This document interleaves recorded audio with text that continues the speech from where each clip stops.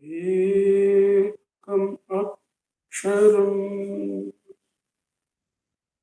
hrudi nirantaram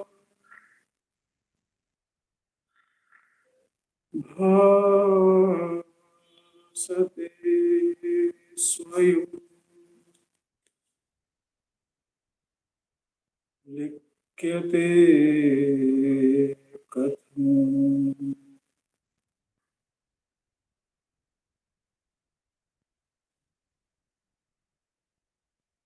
हृदय कुहर मध्ये केवलं ब्रह्ममात्रम् यहमहमिति साक्षात् आत्मरूपेण भाति हृदि विषमनसा चिन्वता मज्जता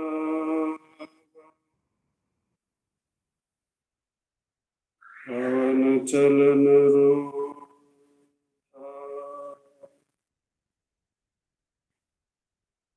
आत्मनिष्ठो भवत्वम्.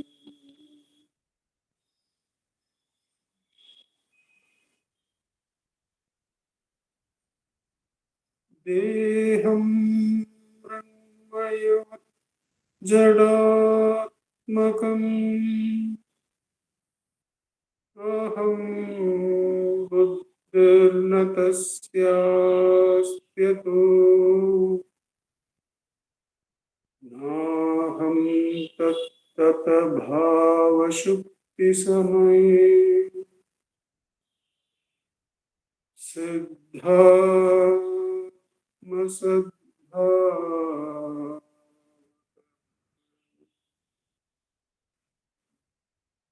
कोऽहं भावयुतः कुतो वरकिय दृष्टात्मनिष्ठात्मना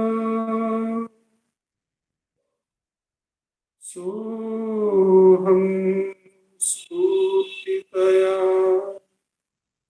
अरुणाचल शिवः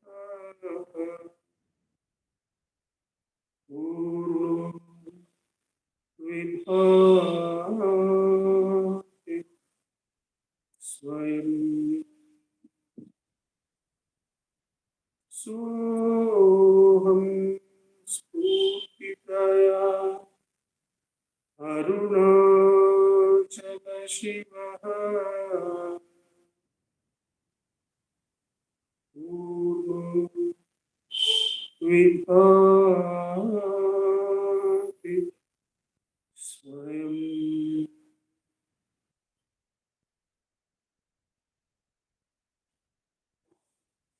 Namo Ramana.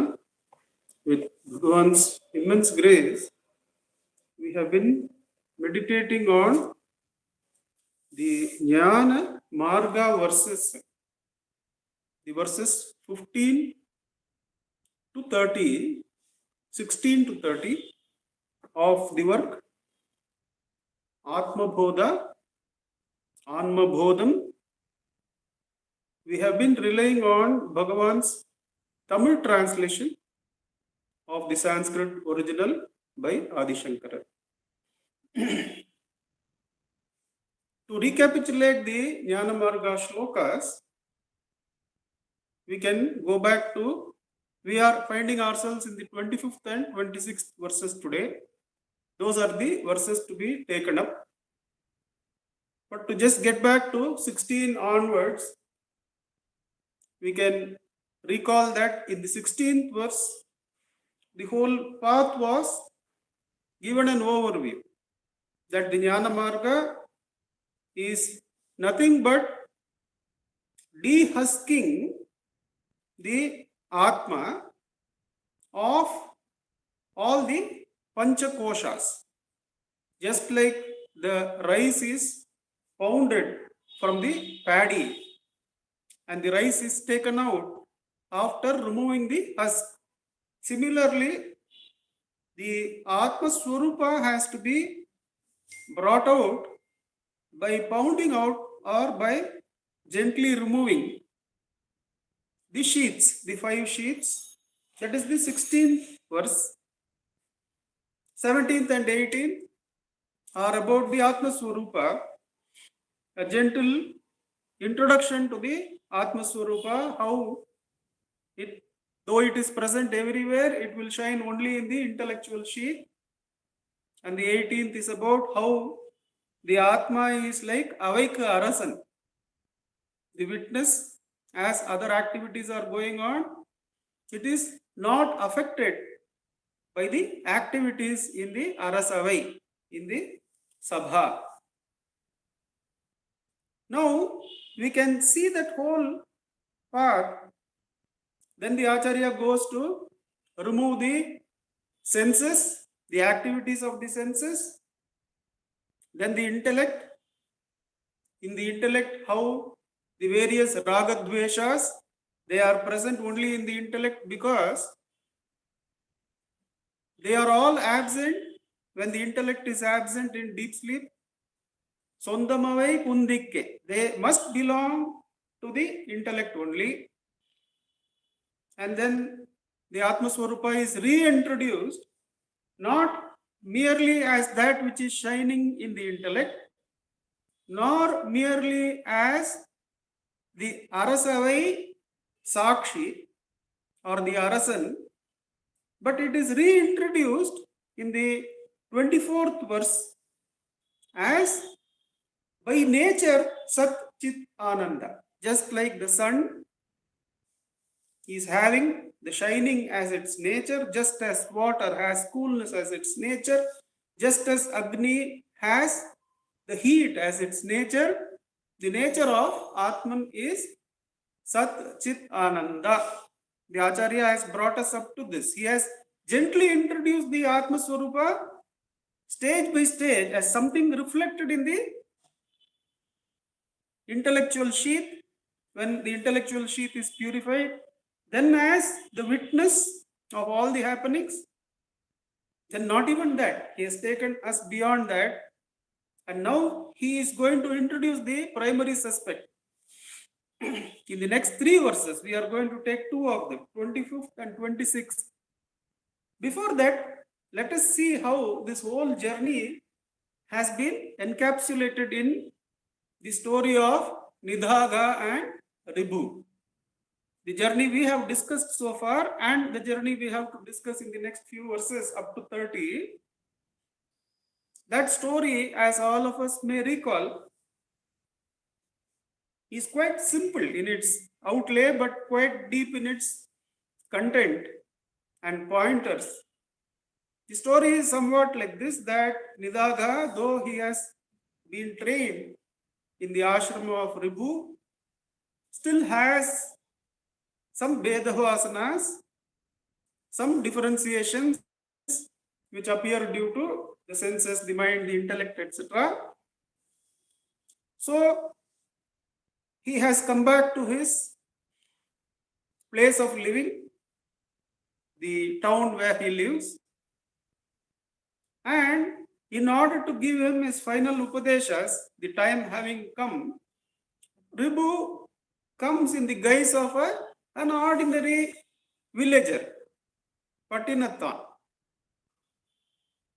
He comes, and it is the time that Nidhaga has had his ritual bath in the lake and is getting back to town, to his home.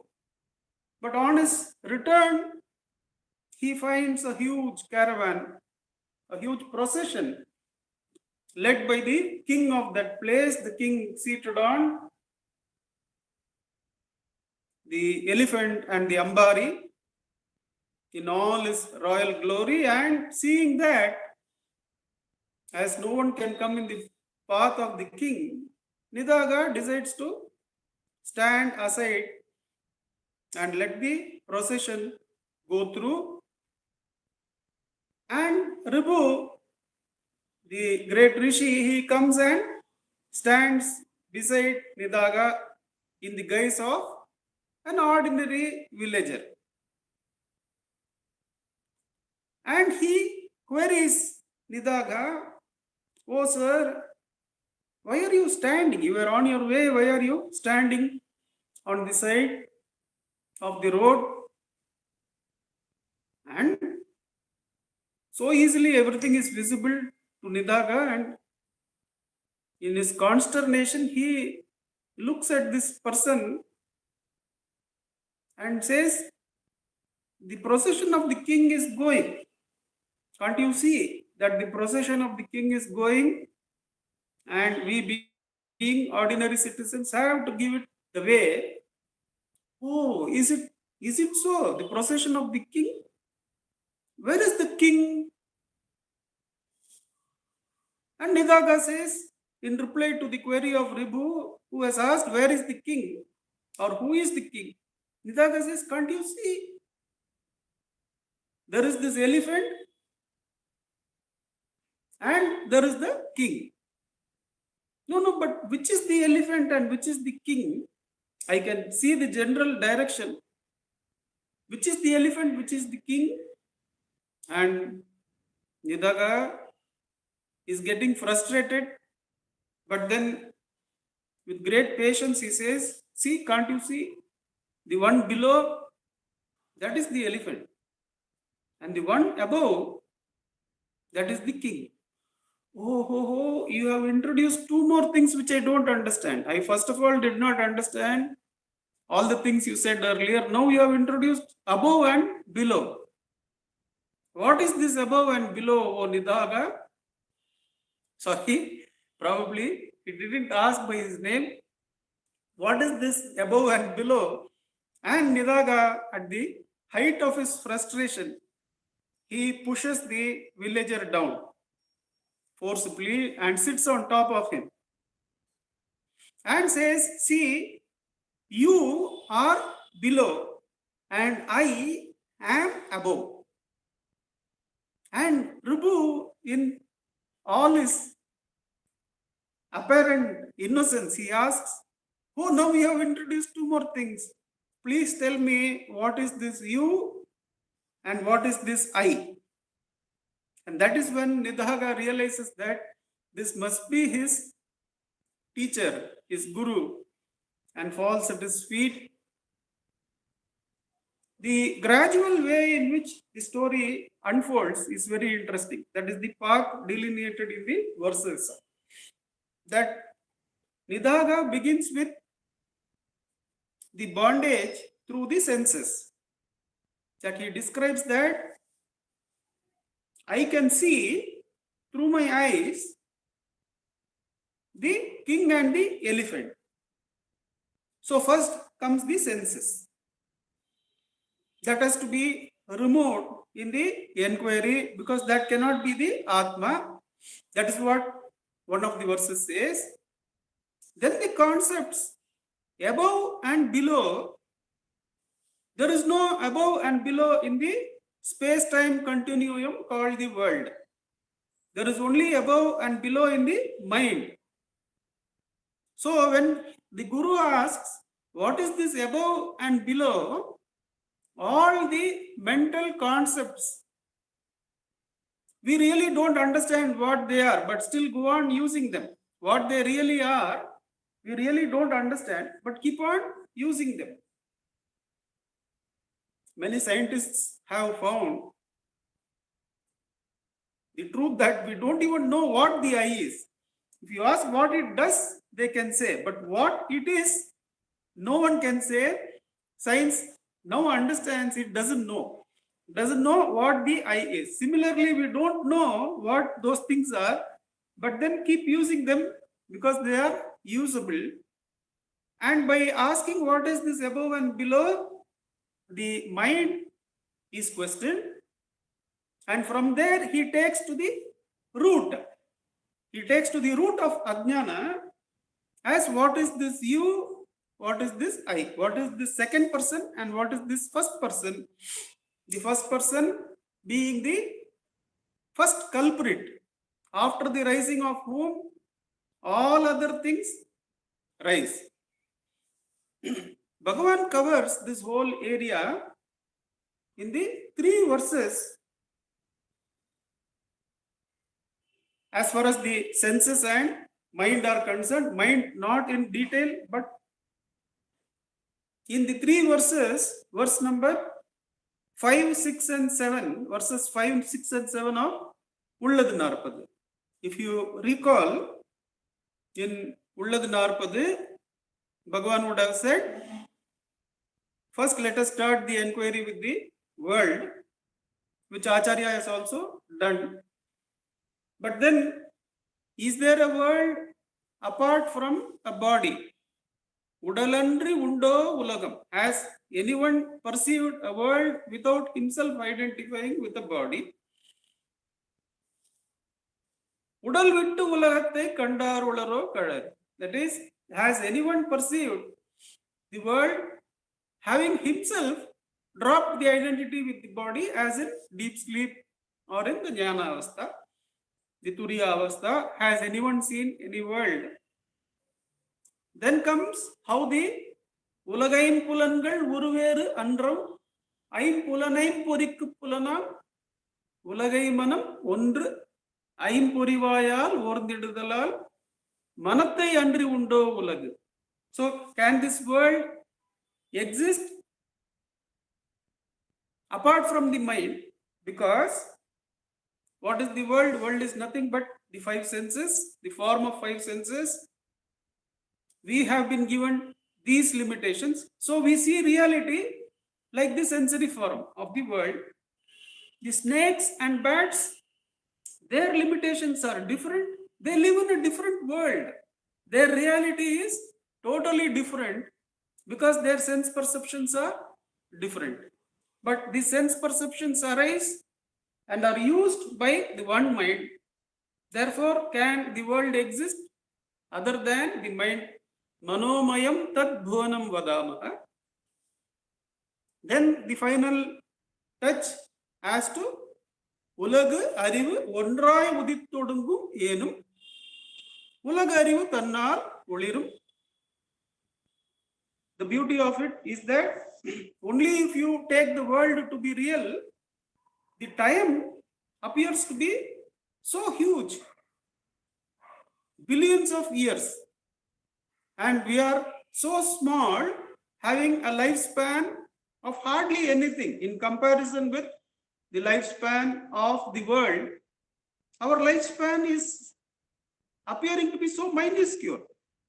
But then Bhagavan shifts the emphasis as to it is only after the rise of the mind that the universe arises. That is called as Yugapat Srishti.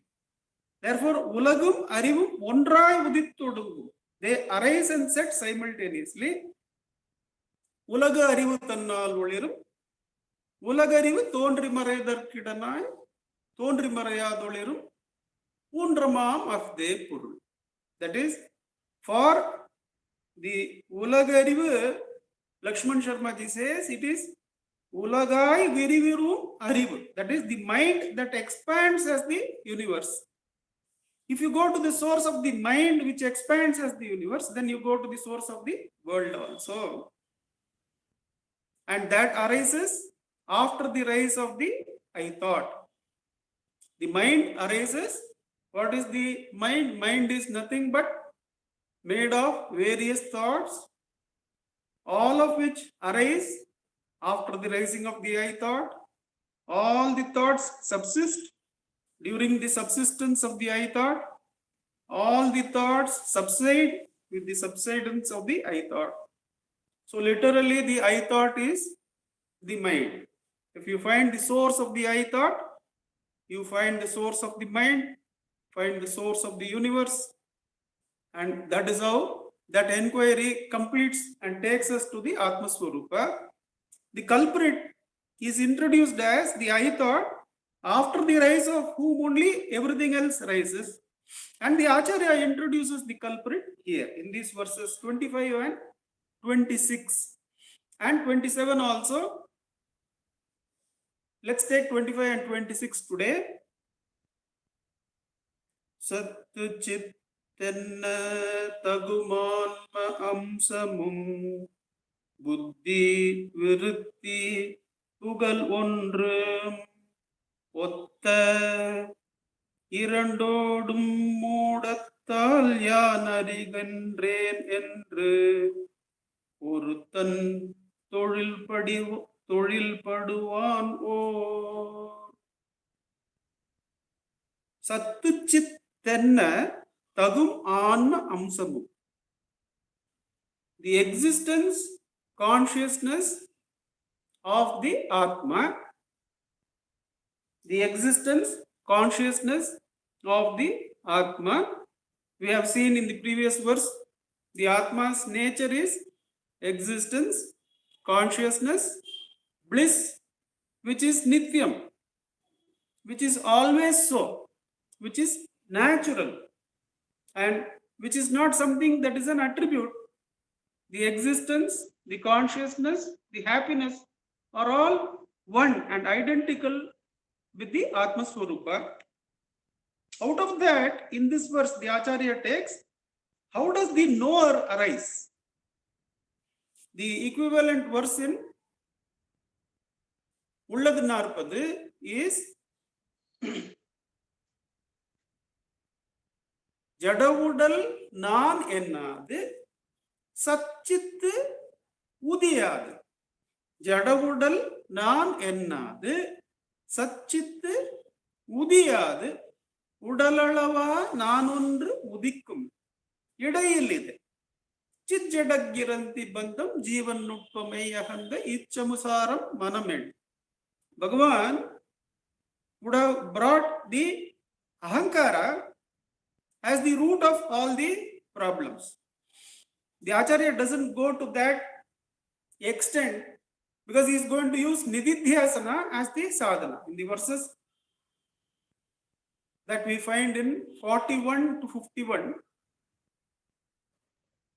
or is it 31 to 41? In the verses 31 to 41, we are going to have nididhyasana, where the ego dilutes itself by meditating on the truth contained in those verses given by the Acharya. So the ego is not directly put attention to, but it is made to hold the Mahavakya in various forms. But later, we will see that later.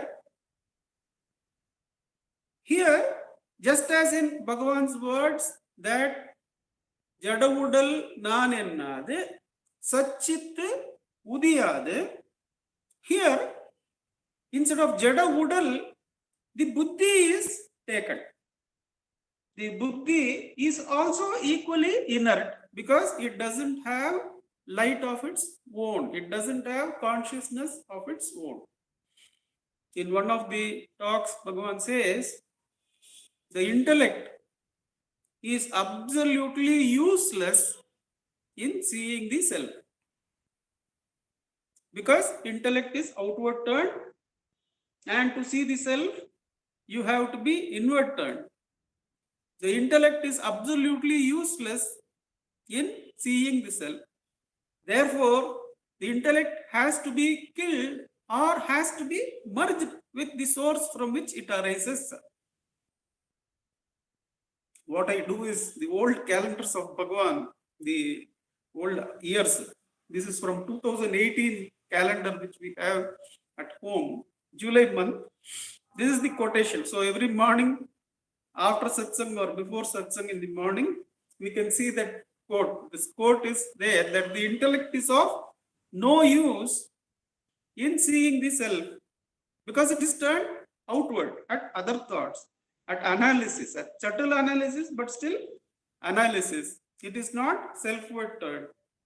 That is what is said in this verse, that the buddhi, vritti, is taken on one side, and the Sattva-chitta, the existence consciousness, the Sattva-chitta udiyada.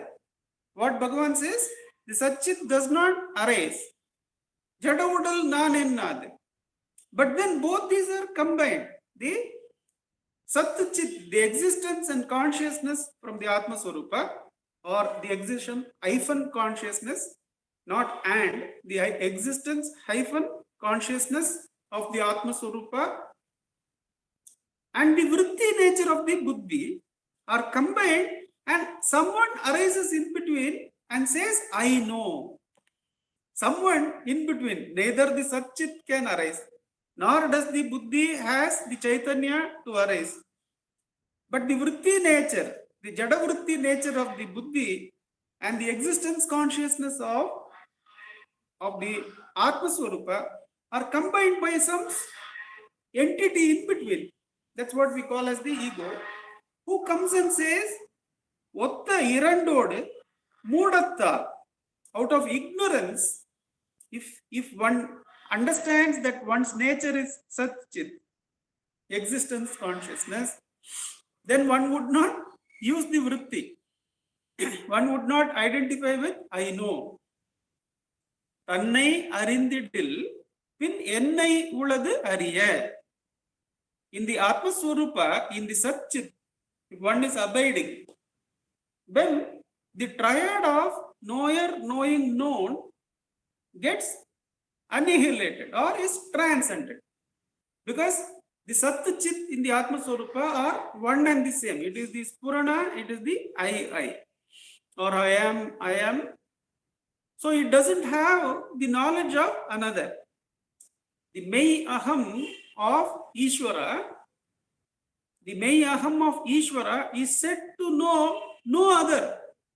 The Mei Aham of the Jnani, Tannai Andri, Anniyam, Ondrum Maria, the nature of the true self of Ishvara, Jnani, is that in that self there is no knowing of another.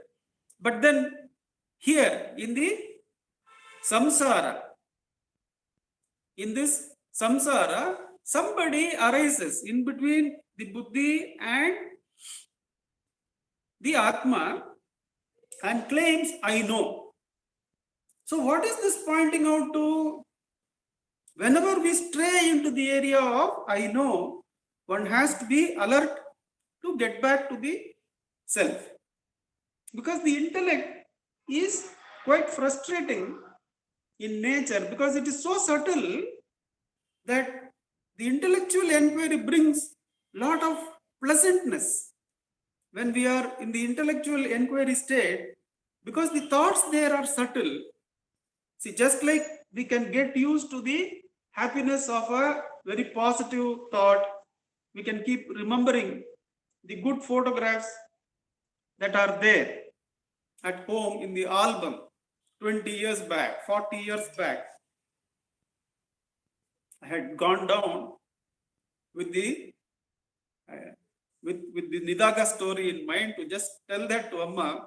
Just then, some photographs had come on the net, on the WhatsApp, some 30 or must be 20 years ago photographs. They had simply taken the dialogue away into that the intellect was enjoying those photographs. Similarly, we can learn the habit, the ignorance of enjoying intellectual analysis, probably through discussions or probably through analysis within, because those thoughts are very subtle.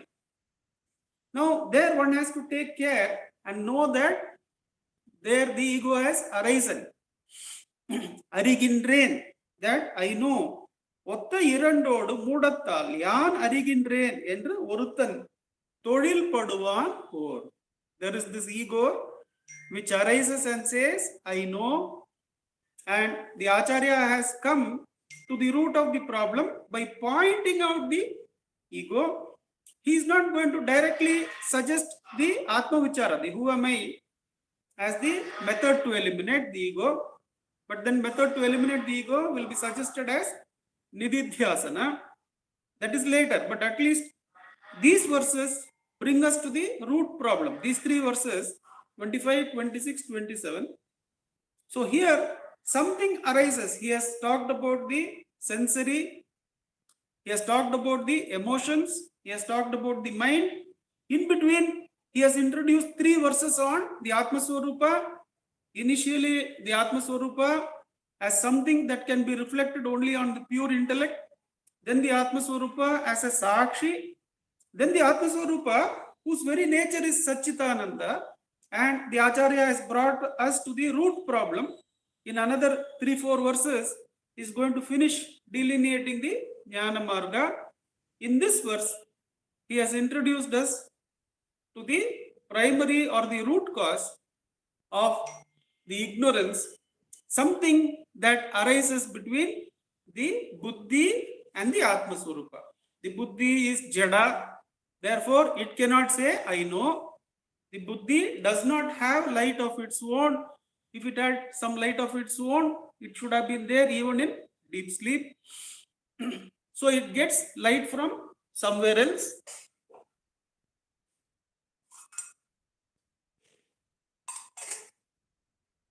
And the Satchit of the Atma Swarupa is shining without another. It is self-luminous. Therefore, it cannot say I know. It cannot say I know that. There is nothing apart from the self, which is Satchit, for the self to know. So Satchitu diyadu, Buddhiyum nanennadu. We are just slightly shifting Bhagavan's words. Jada udal nanennadu, Jada buddhi nanennadu. That is the Acharya's verse. But then something arises in between and claims, using the existence and consciousness of Atma Swarupa, and because the I exists, it exists even in deep sleep, and it is conscious, and it arises in between and says, using the Buddhi, and unfortunately superimposing these two, the existence and consciousness, on the Buddhi, it raises and uses the vrittis of the Buddhi and says, oh, I know that person. That person is definitely like this. This person is definitely like that. When we say that, then we have used the Buddhi to reduce that person also to Anatma. Before that, we have reduced ourselves to the Anatma, the Ahankara. The Ahankara is delineated in one more verse, verse number 26.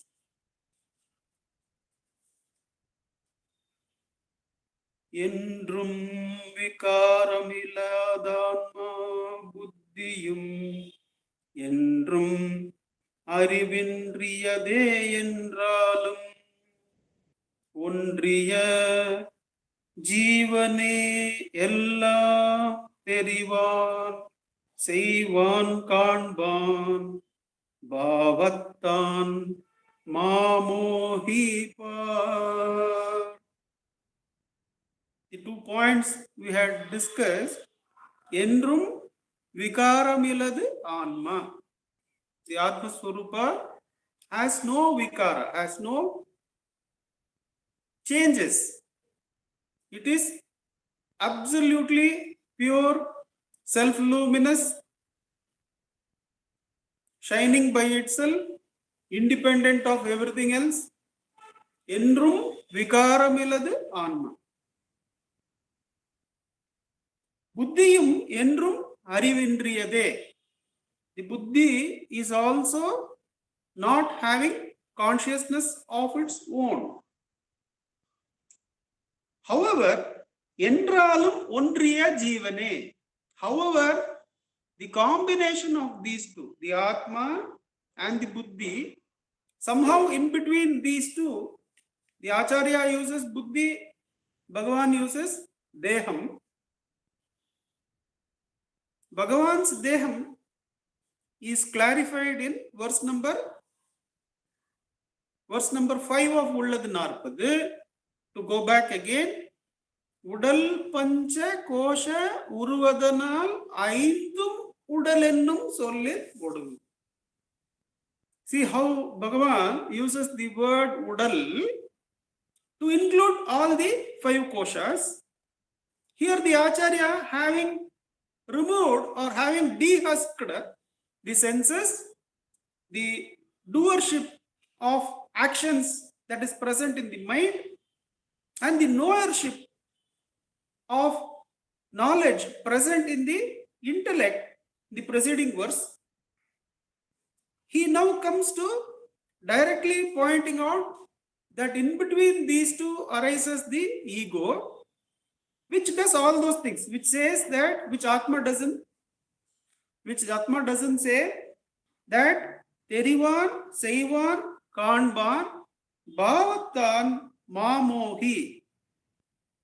Through the Bhavana Bhala, through the power of thought,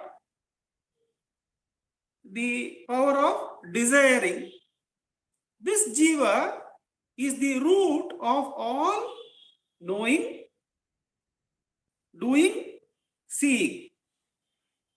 Everything is done by the Jiva, and the Acharya has brought the problem to the root cause. Now, this cause and effect is a root analysis that we have in philosophy, that if you can go to the root cause, then usually the problem is eliminated. If we are in a good position in the present, and what is the ultimate good we can reach, that is, we think in terms of effect, then we feel sometime in the future we are going to have the best of wealth, the best of knowledge, and the best of existence, the eternal existence also, sometime in the future. So either the cause of a problem can be found and eliminated and one can reach, or one can maximize the good that is present, which we value in the present, and see it as an effect sometime later and reach there.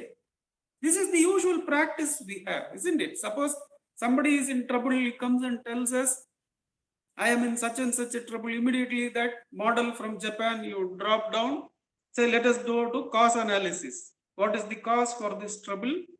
Oh, that is there. Let us remove the cause. Then the trouble is gone. But somebody is not in trouble. Somebody is in relative good. But then he is not reached the absolute good. Or let's say they are aiming for better good. Then we are looking for effects. We will do this, we will get there, and we will be better off.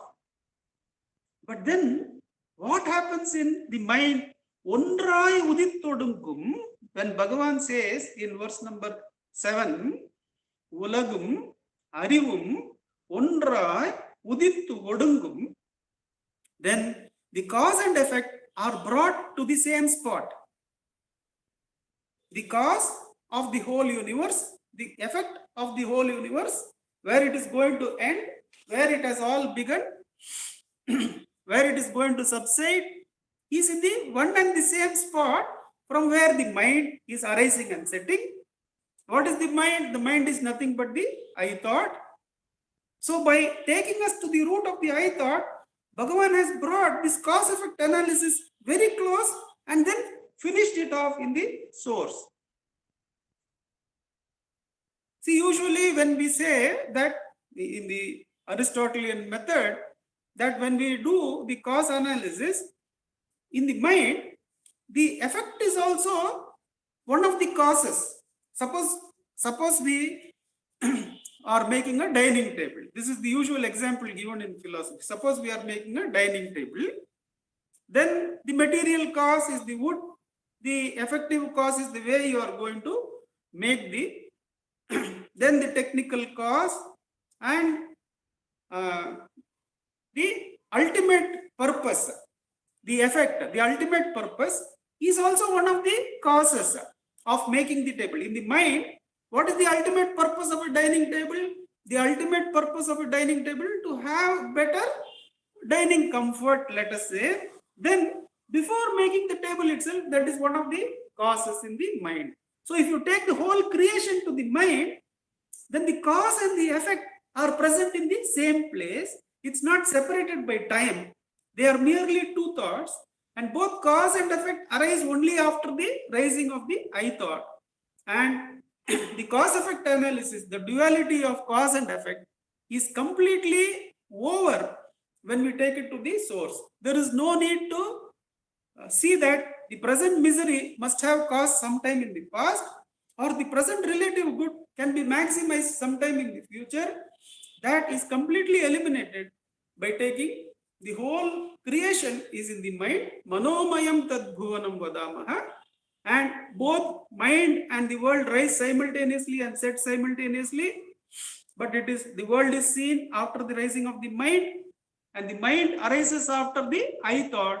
The culprit whom Acharya delineates for us and is going to give a final touch in the next verse. How is the culprit identified?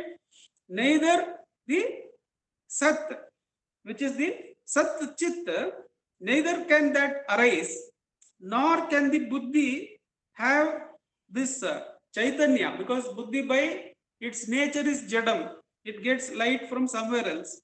But in between these two, some false guy arises and says, I know. Not only does he say, I know, in the next verse, the Acharya says, he not only knows, he sees, he does everything.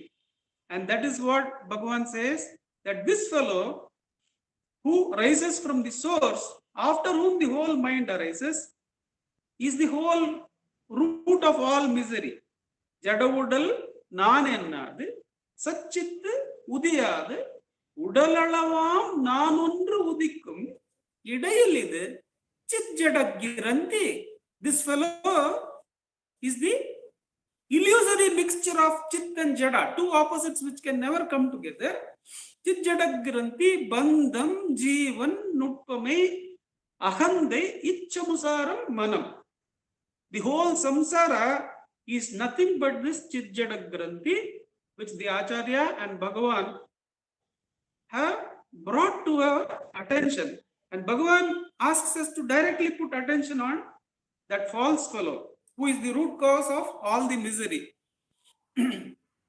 And the Acharya is going to give us some Nididhyasana verses down the line.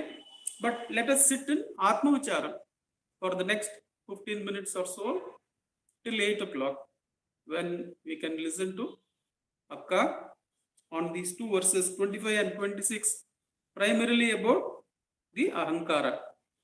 Let's sit in Atma Vichara till 8 o'clock. Ujjwalji, you can help us out. Thank you.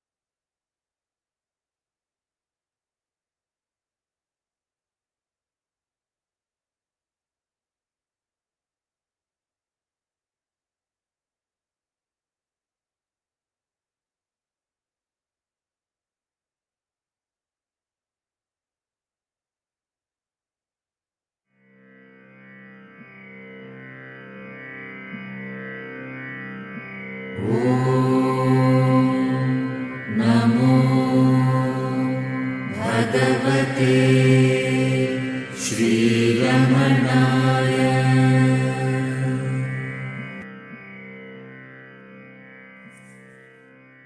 Namo Ramana. Namo Ramanaka. Namo Ramana. Prostrations to Ramana, shining is the self in all beings. Today we have been taken with the beautiful story of Ribu and Nidaga, the timeless story, which is, as Nandakumar said, in its absolute simplicity, it quietly draws us within. And the point which was highlighted was the role of the intellect, which says, I know, which divides that which is undivided, which is the Sat and the Chit. In Upadesha Undiyar, Bhagavan says, Ulladunara,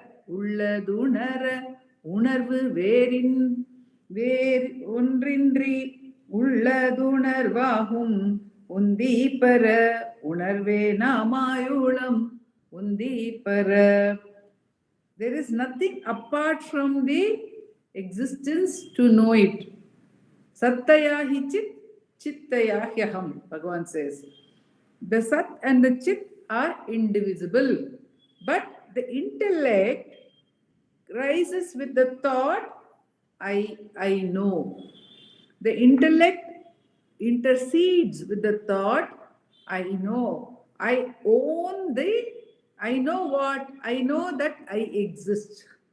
So it divides the knowledge and the existence. When I say I know I exist, that becomes, knowledge becomes by somebody who is the one who knows, the very one who exists. But I say, I know that I am. So there is a division. Nandakumar said, in the self, there is no division at all. There is nobody to declare that I know. Whereas this rises up. We find that this is not only with reference to the good and the bad, with reference to, very beautifully he brought out the cause and the effect. When they merge, when the duality merges, when the separation between cause and effect, the separation between good and bad, the separation between yesterday and tomorrow, that is cause and effect. All these separations, the divisions, the separation between existence and consciousness, that starts from the separation between existence and consciousness.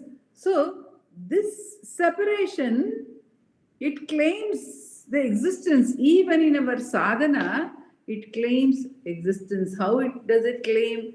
That is, when one has Atmanubhava also, or whatever Anubhava one has, it claims, right? It says, I know this, I know that I am, I know that I am the body, I know that I am the mind, etc., etc.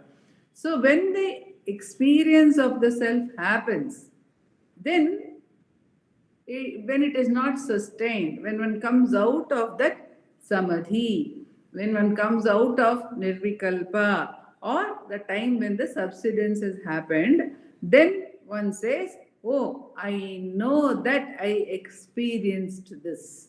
So it claims even that. It claims even the Atmanubhavam. And we find in the instance of, in the story of Kunjuswami, the incident of Kunjuswami's coming to Bhagavan. See, Kunjuswami, if we look at his story, we find that it is amazing how he has, where he was born, and how he had no access to any spiritual literature, because at the time he was born, in the place he was born, in his society, in the societal regulations at that time, he should not have done any japa, he should not have done any sadhana. He was not allowed by the societal norms of the time. But every time he had an attraction to do the japa. He had the attraction to say the mantra. He had the attraction to hold the beads and keep on chanting. And he found that Shiva came in his dream each time and blessed him. This young child, right from when he was 3 years old. And then after that, he was introduced by his father to a guru because his father found this boy is exceptional. And that finally, that guru showed him the path to Bhagavan and he came to Bhagavan. So before coming to Bhagavan, he had the yearning to go to the Sadguru and he came to Bhagavan again under very miraculous circumstances. Bhagavan brought him to himself and being a very ripe in his spiritual practice, in the Sannidhi of Bhagavan, he immediately experienced Atmanubhava came to him. And being in Bhagavan's company, till the time he was in Bhagavan's company, he did not move away from that state. So the thought came to him, and also his his friend Ramakrishna Swami, who was also with Bhagavan in Skandashram at that time. In fact, Kunju Swami had sent him ahead, saying, I am not able to come now, you go and enjoy Bhagavan's Sannidhi, Bhagavan's presence. So, both of them decided that we will not trouble the ashram anymore. We will not stay here. We will go back. Why? Because we have already attained what needs to be attained. And then, when he went back, Kunju Swami found that within a short span, he lost that experience which had seemed so simple and steady in Bhagavan's presence. And he came back. So, what was this? He came back to be continuously with Bhagavan. So, what is this story in the sense that this incident brings home to us that the intellect, even a pure intellect like that of Kunju Swami, can take us away from the presence. It divides because the intellect divides. It claims something for itself. If we see the great story again of Mother Alagamma, she had actually borne the Supreme Lord. She had carried that light, that light of the Atma, the Atma Jyoti, when it decided to manifest out of compassion which has no reason, Abhyaja Karuna it is called, it chose the womb of Mother Alagamma and was born as Bhagavan. But she had the thought that this belongs to me. This Supreme One, she didn't recognize that it is a Supreme One initially. That is the play, that is the Leela. Her Leela shows us that initially the mind does not recognize it is the Supreme Self alone, which is shining within us, which enables everything to happen. Even if we say it is within me, Irevan, that Supreme One, that Self is available to me within my own heart. Oh, is it that He is within the heart? He is also within the heart. But He is not limited to that. Knowing that He is within the heart, does not mean I can own Him. He is not mine. In fact, I belong to Him. Mother's story, we see that after Bhagavan left home, after she tried to bring him back, and she told him, I will take care of you. You come back, I will take care of you. You do not wander in the streets of Tiruvannamalai. You stay in Manamudurai. There is a temple there. You can do your tapas. But what will I do? I will feed you. I will take care of you. That is what Mother said when she went and pleaded with him in Papadakundru. But what became of her situation? Soon after she came back, the elder son Nagaswami, he passed away. Her daughter-in-law had to go back to her parents' place. Then, who was there? There were the two brothers-in-law. One brother-in-law had already passed away. A younger brother-in-law who was actually doing very well, Subbu Iyer in Madurai. He had passed away. And after some time, the elder brother-in-law, Nelliyappa Iyer, also passed away. That left her with her youngest son Nagasundaram, and he was doing very badly financially. He was not even in a position to take care of his own family. Where could mother have taken care of Bhagavan? What happened later? She understood that he has to take care of her. It is not that she can take care of him. And she went and surrendered and stayed with Bhagavan. That is how we must understand that it is not the intellect which grasps the self. It is not the intellect which does anything at all, because it is jada. As again Nandakumarji pointed out to us, it is jada. We can say also in that beautifully, in that parallel which he drew for us in the Ulladu Narpadu verse, where Bhagavan says something rises between the body and the self. Now, we could also say that Nandakumarji said that in place of body, Acharya is using intellect as a Jadavastu.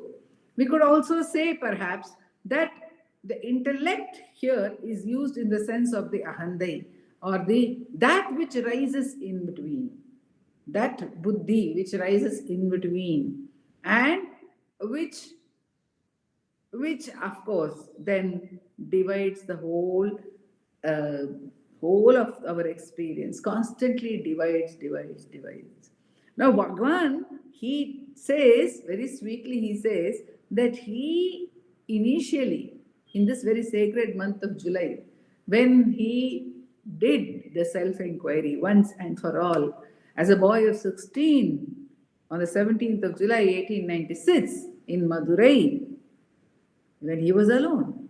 And he did it out of the intense fear of death.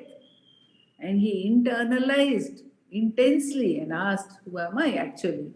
Because if this body is dead, then who is the I? It was a question he asked to himself. And in that flash, he experienced the self. But he says later sweetly that I never asked myself, am I the mind? What becomes of the mind? I only negated the body because I had no concept of such a thing called mind.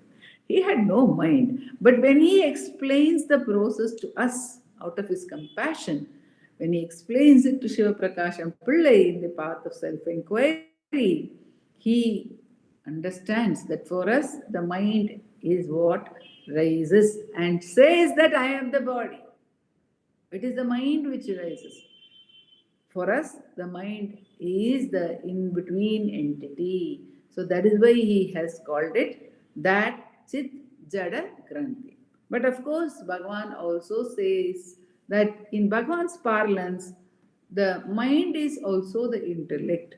The mind is also everything. The mind is also the I am the body idea. So he says it's nutpamai, samsaram, jivan, everything is only that. Bhagavan tells us in that verse. But the beauty is that anything, we must be wary of the rising of the divisive factor. Then in our sadhana, whenever anything rises and divides, we must use that wonderful tool of self-inquiry to question and get back to the undivided truth of our existence. We need to get back to that. In any subtlest form, when the intellect, we call it the intellect or we can call it the ego, whatever rises to divide, that is to be questioned. That is to be taken back to the source. To understand the danger of this divisive force is the purport of the verse that we went through today.